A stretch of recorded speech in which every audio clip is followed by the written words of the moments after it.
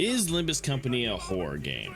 Most of you would say no, and while I wouldn't say that the game sets out to scare you in the traditional sense, I would say that you don't have to dig that deep into Project Moon's world in order to see how normies like us would run screaming for the hills if even half the stuff that happens in this game were to happen to us. Now I get it, most of you are desensitized, and the rest of you are like, how would you know, Alden? You haven't even caught up with Limbus Company's story yet. And while that is true, the very first canto has enough that you could literally write an entire book of Krosenberg design to creep people out. When it comes to what makes horror, it changes, and many have their own favorite style. So let's go through what makes the horror genre and compare it to what everyone in the city has to go through on a daily basis.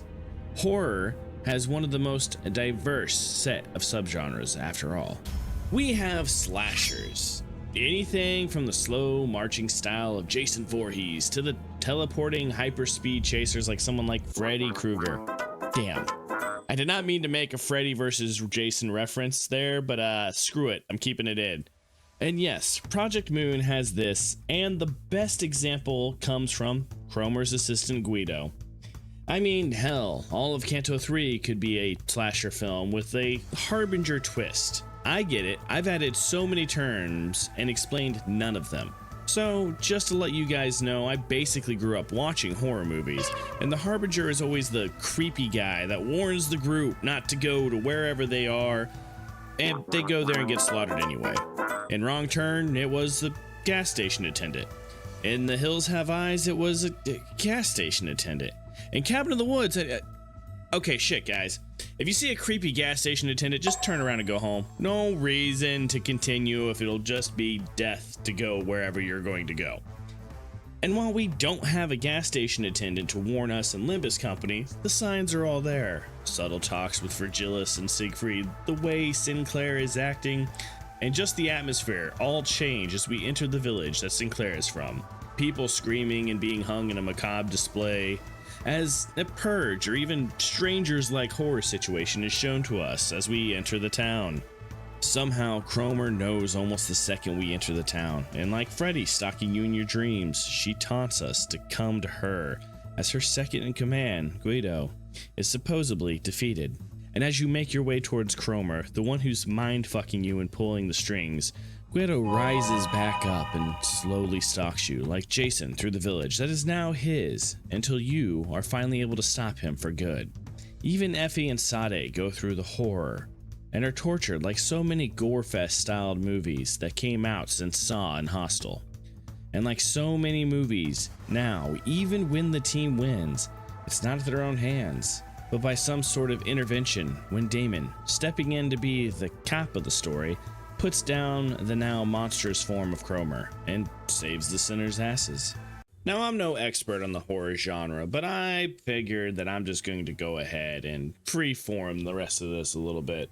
I had a bit of a script written for the beginning, but, you know, being a horror expert, I'm going to go into this balls deep, guys. So, essentially, the next thing I wanted to talk about was the fact that we have the sinking body horror that has been so big. You know, it was big back when, like, The Fly. And speaking of The Fly, we have Gregor's entire canto, where people are transforming into hideous creatures right in front of us. Bug monsters, just like The Fly. And just like The Fly, they get squashed. I know that Metamorphosis isn't based off of the movie The Fly. I know that the movie The Fly isn't based off of it, but there's several similarities in what happens here. Body horror isn't just done when it comes to how we are treated in Canto 1, but all the way up to Canto 5. The slow, creeping transformation as your body is overcome with a white film that slowly takes away everything that you used to be and forces you to just fight at your full ability anyone that comes near you as you slowly become a mermaid and you are forced to serve the whales. Yes, the mermaids are bad. Yes, becoming an insect to fight a war for your corporate overlords is also bad. But that's not where the body horror ends. In this world gone mad, in this city that we all love, we are sometimes forced by our own emotions and our lack of control and our mental stabilities to distort into monstrosities that have many things on their mind, albeit could be a chicken man who wants to chase you down, and in less of a Jason Voorhees style and more of a Cannibal Cove meets Texas Chainsaw Massacre style, as you would chase down anyone to try to recreate your perfect chicken recipe.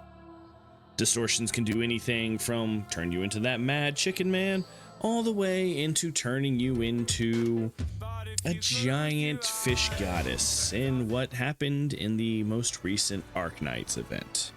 And with these distortions, you're kind of forced to just do what your mindset was at the time. Just like Mayers did when she believed that ending the cynical misery and self-destructive tendencies that plagued humanity was best offered through the Seaborn, but when she got close to the city, she was shown a new way, a distorted way, and she tried to force her way upon us all. There are many other kinds of horrors in this game, guys. I mean, a techno evasion, i.e. Terminator style, that happens inside of Canto 4 when all of your robots, well, not yours, but K-Corp's robots, are hacked to attack you.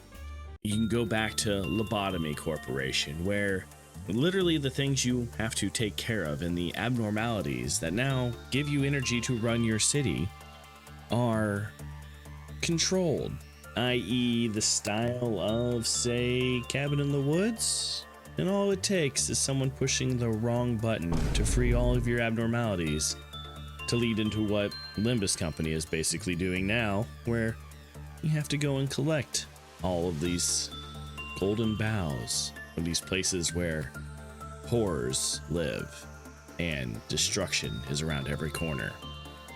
But that leads us to our probably worst of all of the horrors in this game, in this franchise, and that is the horrors of working a normal 9-to-5 job, where you are forced every day to clock in, and no matter what you do, there is no way out, because you signed a contract that is bound in blood and forces you to slave away until either your sanity is gone, your life is gone, or worse, you distort into something that no one can recognize. And even though we're all forced to work in order to live in our modern life, there are some of us who wish we can escape. I know that, several of the guys and girls in my audience would definitely like a vacation from time to time. And that's why you guys are here, to watch these videos with me. And for that, I thank you. That's going to be the video today, guys. I hope everyone had a wonderful time in my lovely little, hopefully spooky addition to the Limbus Company lore in my horror video here. Remember, guys, you guys can like the video, subscribe so you can see when we go live. We got a Discord you guys can join in, which is surprisingly growing almost as fast as the channel now. And with that being said, remember, guys, be good to each other. We'll see you in the next video. Peace.